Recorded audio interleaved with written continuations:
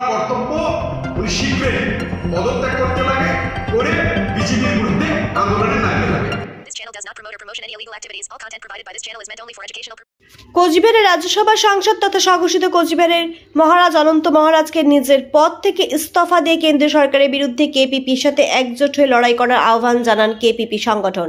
মঙ্গলবার কোচবিহার প্রেস ক্লাবে এক সাংবাদিক বৈঠকে এমনটাই দাবি করেন সংগঠনের পক্ষে উত্তম কুমার রায়। তিনি বলেন যে প্রতিশ্রুতি কেন্দ্রীয় সরকার দিয়েছিল, অর্থাৎ উত্তরবঙ্গ আলাদা রাজ্য কিংবা উত্তরবঙ্গ কেন্দ্রীয় শাসিত অঞ্চল, সেই প্রতিশ্রুতি রয়ে গেছে। রীতিমতো স্বরাষ্ট্রমন্ত্রী অমিত শাহ অনন্ত মহারাজকে জানিয়ে দিয়েছেন কোচবিহার তথা উত্তরবঙ্গ কেন্দ্রশাসিত অঞ্চল হচ্ছে না। সুতরাং এর মতো পরিস্থিতিতে কেন্দ্রীয় সরকারের বঞ্চনার বিরুদ্ধে আন্দোলন করা উচিত রাজবংশী, কামতাপুরী, কেপিপি সকল সংগঠনগুলিকে, এবং কেন্দ্রীয় সরকারের বাঁচার আর প্রতিবাদে অবিলম্বে ইস্তফা দেওয়া উচিত অনন্ত মহারাজকে। এছাড়াও তিনি সাংবাদিক বৈঠকে জানান, কেন্দ্রীয় সরকারের এই বঞ্চনার বিরুদ্ধে বুধবার কেন্দ্রীয় স্বরাষ্ট্র দপ্তরের প্রতিমন্ত্রী নিশীথ প্রামাণিকের বাড়িতে তারা 3 ঘন্টার অবস্থান বিক্ষোভে সামিল হবেন। আগামীকাল দুপুর 12টা থেকে 3টে পর্যন্ত এই অবস্থান বিক্ষোভ চলবে ভেটাগুড়িতে। এছাড়াও কেন্দ্রীয় সরকার তাদের নিজেদের প্রতিশ্রুতি না রাখলে বৃহত্তর থেকে বৃহত্তর আন্দোলনের পথে হাঁটবে সংগঠন। কি আশাটা ভঙ্গ হলো? বিজেপি তো বিভিন্ন সময় বিভিন্ন কথা বলছে, কখনো বলছে উত্তরবঙ্গকে কেন্দ্রীয় শাসিত অঞ্চল করা হবে, কখনো বলছে আলাদা রাজ্য করা হবে, কখনো বলছে 55-250 ফুট মূর্তি বানা হবে, এটা স্বয়ং অমিত শাহ বলছে, কখনো বলছে নারায়ণী ব্যাটালিয়ন বানা হবে, নারায়ণী রেজিমেন্ট করা হবে, এটা অমিত শাহ বলছে। এখানে এইমস করার কথা বলছিল, এখানে কেন্দ্রীয় ইউনিভার্সিটি করার কথা বলছিল, আইআইটি করার কথা বলছিল, আইআইএম করার কথা বলছিল। কয়টা প্রতিশ্রুতি পালন করছে? একটা প্রতিশ্রুতি আজ পর্যন্ত কার্যকরী করা হয়নি।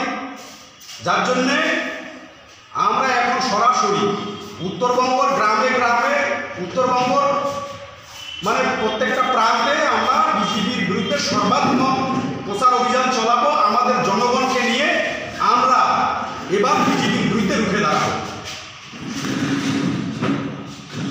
আপনারা এখন কি চাইছেন? আগামীকাল আপনাদের কি কর্মসূচি রয়েছে? যেহেতু আমরা বহুবার স্বরাষ্ট্র প্রতিমন্ত্রী যিনি কুচবিহারের সাংসদ, তার সঙ্গে আমাদেরও বৈঠক হয়েছে, উনিও বলছে যে এটা আলাদা রাজ্য বা ইউনিয়ন টেরিটরি হবে, শুধু অপেক্ষা করতে লাগবে। এখন কি দেখতে পাচ্ছি? কিছু হওয়ার কোনো কিছু নাই। গতিকে আগামীকাল আমরা ভেটাগুড়িতে ওনার বাড়ির সামনে আগামীকাল আমরা বিক্ষোভ প্রদর্শন করব। সেক্ষেত্রে আপনারা কোনো অনুমতি দিয়েছেন? আমরা প্রশাসনকে জানাচ্ছি, ইন্টিমেশন অলরেডি দেওয়া হয়েছে। আমরা প্রশাসনকে আবেদন করব প্রশাসন যাতে আমাদেরকে পূর্ণ সহযোগিতা করে, কারণ এটা আমাদের ডেমোক্রেটিক অধিকার, গণতান্ত্রিক অধিকার। যে সরকারে আমাদের মানে অভাব অভিযোগ পূরণ করবে না, মিথ্যা প্রতিশ্রুতি দিবে, তার বিরুদ্ধে আমরা রুখে দাঁড়াবো। ঠিক কি দাবিগুলোকে সামনে নিয়ে আপনারা কালকে অবস্থান বিক্ষোভে যাচ্ছেন? আমাদের তো মেন দাবি দুটোই, আলাদা রাজ্য এবং কামতাপুরী ভাষার রাষ্ট্রের স্বীকৃতি। এই দুটো জিনিস করার কথা, এই দুটো জিনিস বা এই দুটো দাবি পূরণ করার ক্ষমতা একমাত্র কেন্দ্র সরকারের আছে। কেন্দ্র সরকার যেহেতু সরাসরি আমাদের সঙ্গে ধোকাদারি করছে, জনগণের সঙ্গে ধোকাদারি করছে, উত্তরবঙ্গের আম পাবলিকের সঙ্গে ধোকাদারি করছে, যার জন্য আমরা এই দুটো দাবিকে সামনে রেখেই আগামী দিনের লড়াইটা চালিয়ে যাব। কি মনে হয় আপনাদের এই যে বিরুদ্ধে এই যে ধোকাদারির যে অভিযোগটা আপনি আনছেন, এটা 2024 লোকসভা নির্বাচনে কতটা ইফেক্ট করতে পারে? এটা 100% ইফেক্ট করবে। এর ফল বিজেপিকে ভুগতে হবে।